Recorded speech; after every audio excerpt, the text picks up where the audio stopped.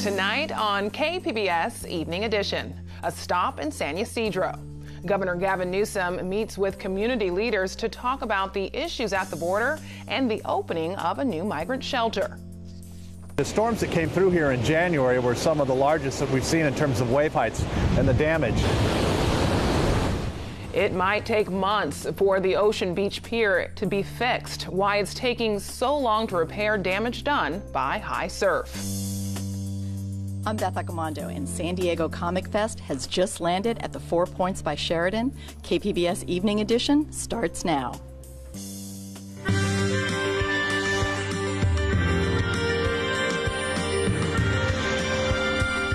Good evening. It's Thursday, March 7th. Thanks for joining us. I'm Ebony Monet.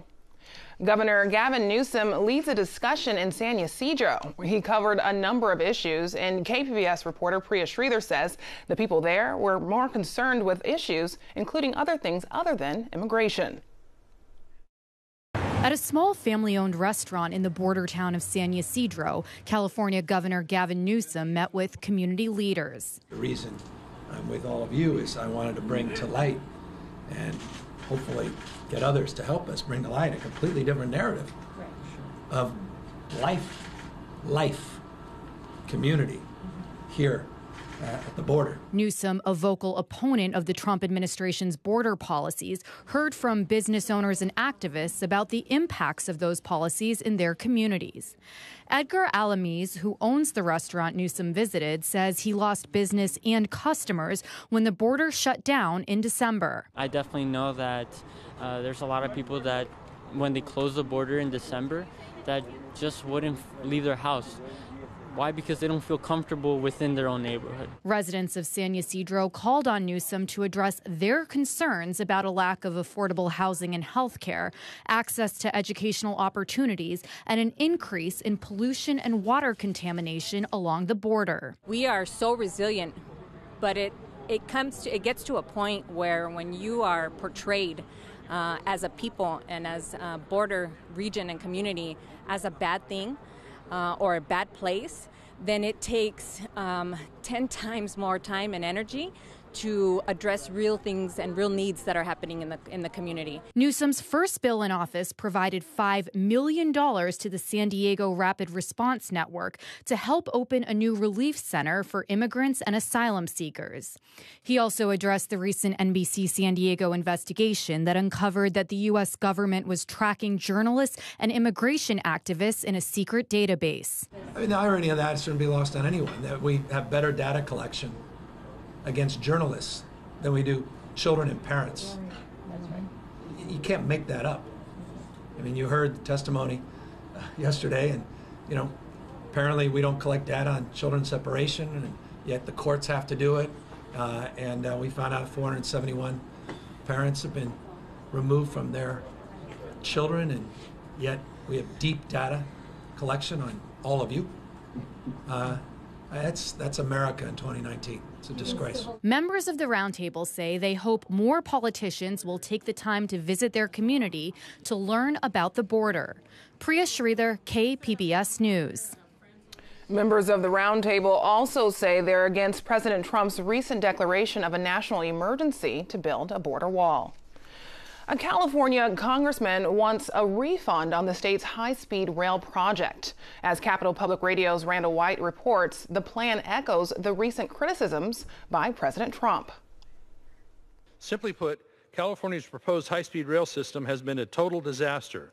It will not meet the legal requirements of a true high-speed rail from San Francisco to Los Angeles. Republican Representative Doug LaMalfa of Butte County introduced the High-Speed Rail Refund Act, saying it's time to kill what he calls a misguided project. His resolution directs the Secretary of Transportation to take all necessary actions to get California to return the funds. I'm removing money from a wasteful project into something that could be much more useful for a lot more Californians or others, in that we can put it into highways or other transportation projects, something that we could boost up our levee system with, anything. The state's deal with the federal government includes $2.5 billion that has already been spent. There's also more than $900 million the state was expecting, but that the Trump administration says it plans to cancel. $5 billion has already been wasted. Let's not make it $100 billion. Undertaking the project was a huge mistake. I think Californians and the other 49 states deserve a refund and channel this money into something that would be more useful for all Americans. High-Speed Rail's CEO issued a recent statement saying the project has already met federal deadlines under the agreement. Governor Gavin Newsom tweeted last month that this is California's money allocated by Congress, saying the state's not giving it back. In Sacramento, I'm Randall White. The state's recycling industry might be getting a boost from lawmakers. 40% of recycling centers have closed in the past 5 years. A package of bills would provide incentives for opening recycling businesses, especially in rural areas. And some regulations for grocery stores would be eased to encourage more participation. A San Diego researcher may have found evidence of a new species of killer whale. KPBS environment reporter Eric Anderson has more on this breakthrough involving the ocean's top predator. Marine ecologist Bob Pittman has been tracking the elusive mammals for 14 years.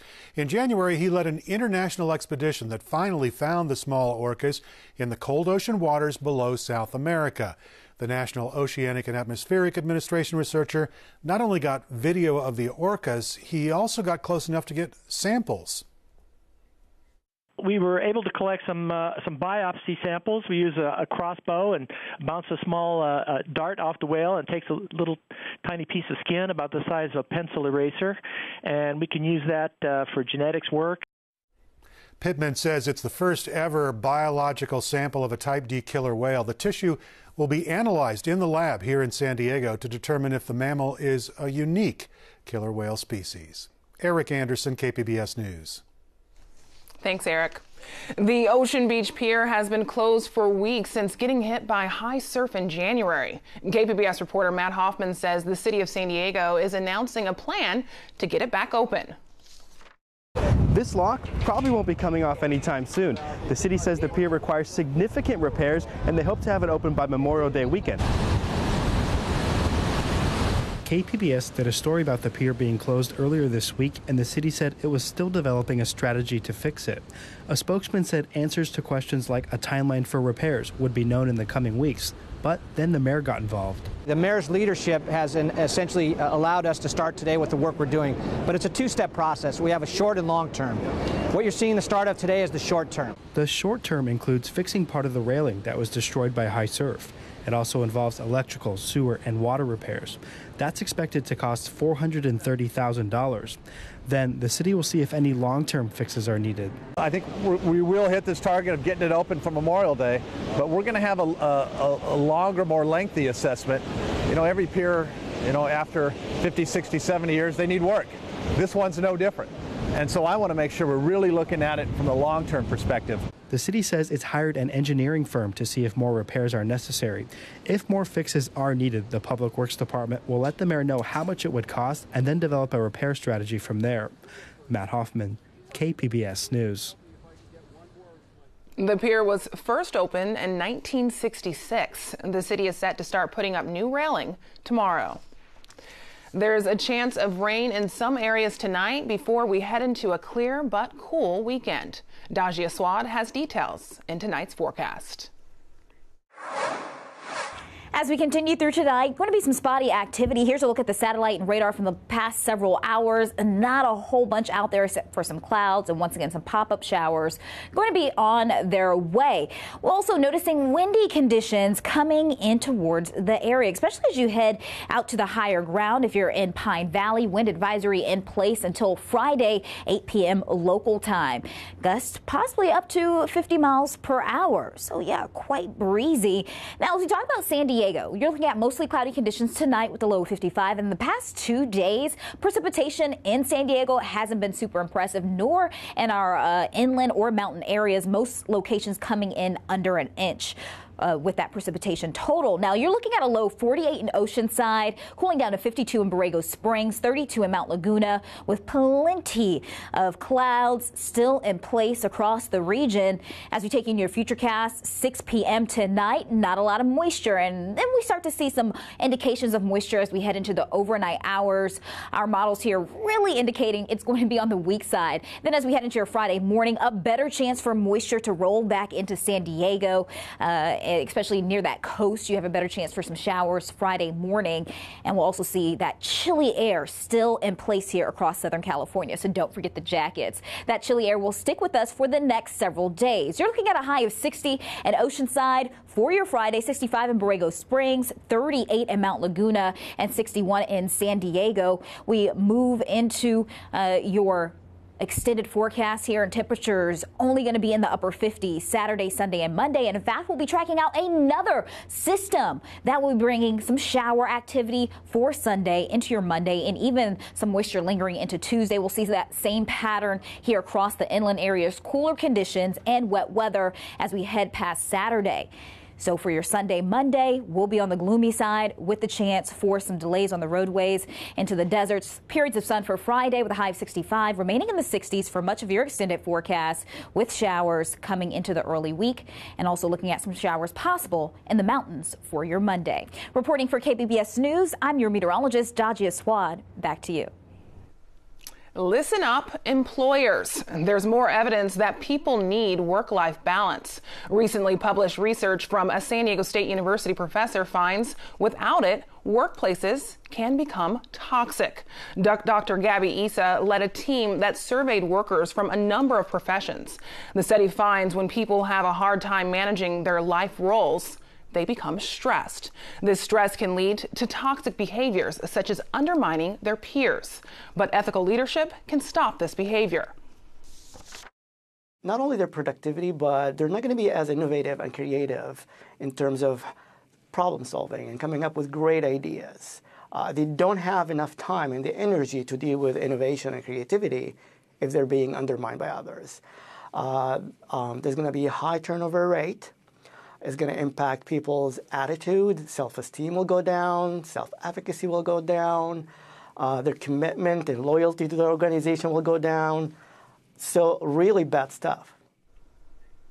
The study also finds that many people who are subjected to undermining treatment never report it out of fear of being considered a troublemaker. California State San Marcos President Karen Hines is retiring this year after 15 years on the job. KPBS Midday Edition host Jade Hyman spoke with her about her tenure and what's next. President Haynes, I really appreciate you talking to us. So today there are, more than 50% of the presidents at CSU. 12 of the 23 are women. When you started back in 2004, you were just one of 4. How does that feel, and how has that impacted the CSU system? Well, it feels wonderful because I've spent a lot of my career being the only one or one of few. So coming here as one of 4 and then having to stay that way for far too long. It is nice to now see that lots of people are recognizing the talent of women. And the fact is there have been increasing numbers of women, not only just undergraduates, but getting doctoral degrees and in vice presidencies. So the pool is both deeper and broader than it used to be for women, and we have a very diverse group of women presidents, meaning from their academic backgrounds, the previous careers they had in the academy. So it really feels wonderful to be the majority. Right, and you've been in this position for 15 years. What's kept you in this role for so long? Well, the reason that I came was the possibility of the excitement of literally building a 21st century university, having some role in the visioning, in the strategic planning. I would say to you, I never thought I would be here for 15 years, but what has kept me here is the opportunities keep presenting itself, or we keep challenging the status quo and assuring that we can grow in strategic ways and with public-private partnerships. So I just stayed because I was enjoying it, having fun, and I hoped making a difference. So CSU San Marcos has grown a lot in the last 15 years. The number of students has more than doubled. You've got a satellite campus in Temecula. There are more than 100 new programs that you've added. What do you see as the impact of all that growth? Well, I look at the region, and I look at our impact on creating the future nurses, teachers, now engineers, scientists, business owners, entrepreneurs, making a real difference because 80% of our alumni stay in this region.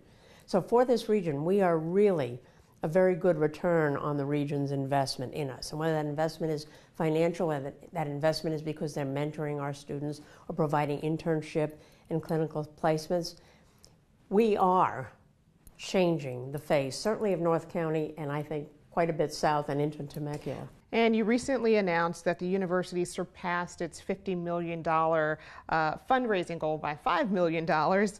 What will be done with that money? Well, much of it is always donor designated, so a lot of it is going by donors designation, certainly to scholarships.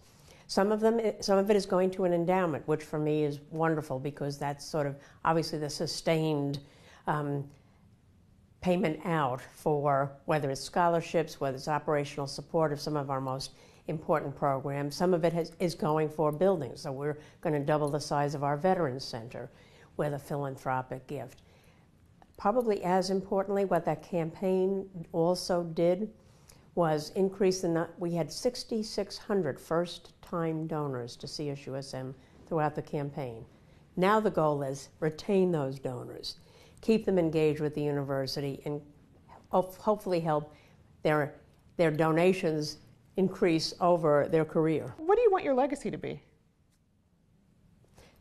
That I increased access to this institution, and in doing so, we also increased the quality of educational offerings and student support, that we became a really community-engaged university, not just here in North County, but integrally connected south of the 56 up to Temecula with communities. All right, and you and your husband are retiring at the same time. What's next?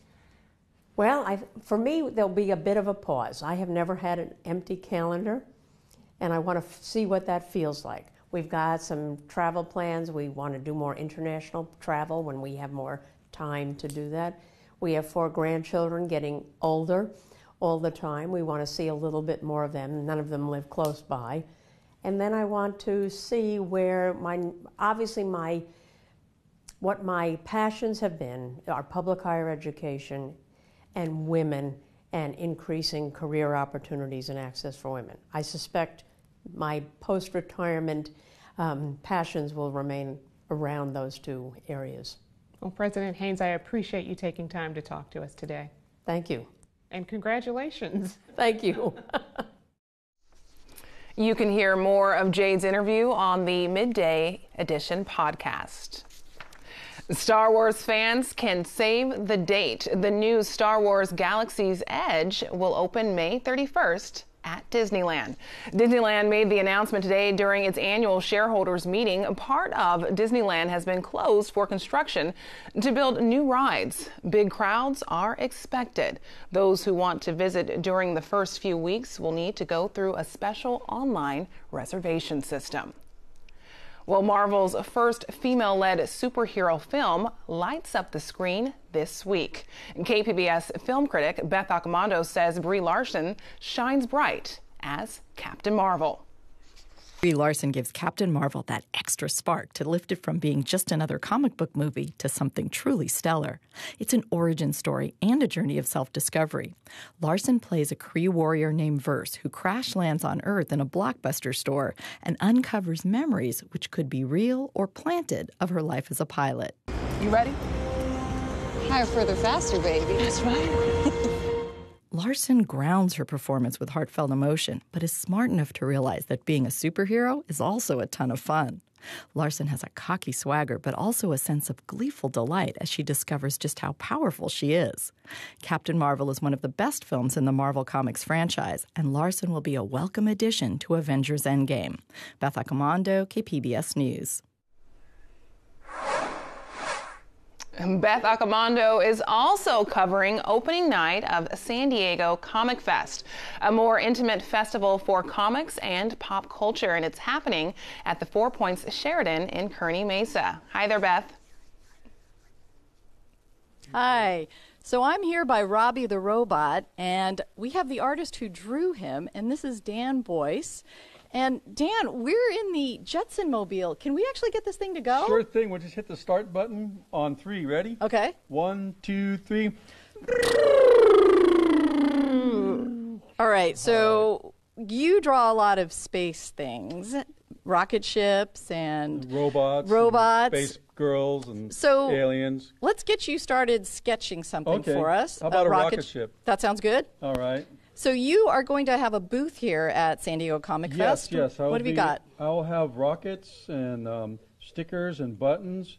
I'll have smaller stickers of our friend Robbie the Robot over there that you can purchase. And we'll have signs, posters, buttons, all sorts of magnets, all sorts of cool stuff that are space and science fiction related. And you also draw a lot of Batman-related items. Oh, yes. Batman was one of my favorite shows to watch when I was a kid. And I try to keep the Batman stuff, like the 66 Batman stuff. Now, Comic Fest is a little bit smaller than Comic-Con. How is that for an artist? It's great because you have about the same amount of people that come through as far as interest is, and you're more accessible to them. And then if you're a fan, and most of us are fans of other people in the industry, then you can see and talk to people that you like you can spend time with William Stout, or this year we'll have Sergio Aragonés here. So usually at Comic-Con, you know, if you get to talk to him for 5 minutes while he does a quick sketch, you're lucky. But here you can talk to him 3 days, have 20-minute, 40-minute conversation, and it's just more relaxed, and it's less crowds, but you still get the same of experience of meeting creators. And there's a large comics dealers here, so if you're into comics, you can get a lot of that stuff and books. And there's a lot of small original artists that, like myself, that you can buy stuff that you can only get from at these little shows. Okay, we're going to check back on you and see what you're doing with the sketch in a couple minutes. And I'm going to talk to San Diego Comic Fest Chairman Matt Dunford. Oh, thank you so much. So let's take one small step from Dan and one giant leap into San Diego Comic Fest. So now we're starting up the 7th year of San Diego Comic Fest here at the 4 Points Sheraton on Arrow Drive, and I gotta say, it's a blast. Last year we were called America's Best Small Convention, but I've been working hard to try to make us America's best convention. It's an ambitious goal, but I really, really work hard to make this convention great for everyone, for every single vendor, artist, and special guest. Everyone comes here having a good time, saying that our guest list is astounding, that our programming list, there's just too many good things to do. That's a pretty good problem to have. And I love our theme this year of 50 years of the Apollo 11 moon landing. And so it allows us to celebrate everything in the space age, from Star Trek to the Jetsons, Flash Gordon, and weird science, and all this science fiction becoming science fact. And it's just absolutely phenomenal. It's mind-blowing to see all of this come together after a year of planning. And I couldn't be happier to have Sergio Aragonés here as our guest of honor. And so for next year, that's going to be a tough act to follow. How do you top the world's greatest living cartoonist? But I'm just so happy to be here. It's a great time to be a geek, and I do it because I love this stuff. It's wonderful. Okay, and Matt's going to be hosting a panel on Spider-Man, but let's check and see if Dan has finished our rocket ship before we leave. Oh, I just finished it. Wow, Dan. For you, Beth. So my favorite space reporter. All right. Well, thank you very much. And San Diego Comic Fest is here at the Sheraton by 4 Points by Sheraton, and it'll be here all weekend.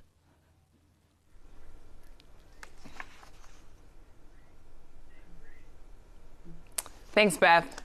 Now, here's a recap of tonight's top stories. Governor Gavin Newsom visited a new shelter for immigrants and asylum seekers today in San Ysidro. He also led a roundtable discussion with community leaders on border issues. The reopening of Ocean Beach Pier is still several months away. High surf damaged the pier in January, and it's been closed ever since. Mayor Kevin Faulkner provided an update saying repairs should be done by Memorial Day. A San Diego researcher may have discovered a new species of killer whale. Bob Pittman has been tracking a group of elusive small orca near Antarctica. It wasn't until recently that he was able to capture video. He's now waiting on tests from biological samples to confirm the discovery. Here's a look at what we're working on for tomorrow in the KPBS newsroom. On Morning Edition, how a recent increase in illegal border crossings might impact the debate over President Trump's national emergency declaration. And on Roundtable, we'll talk with NBC San Diego about its reporting on a government watch list of journalists and activists at the border. You can find tonight's stories on our website, kpbs.org/evening edition. Thanks for joining us. Have a great night.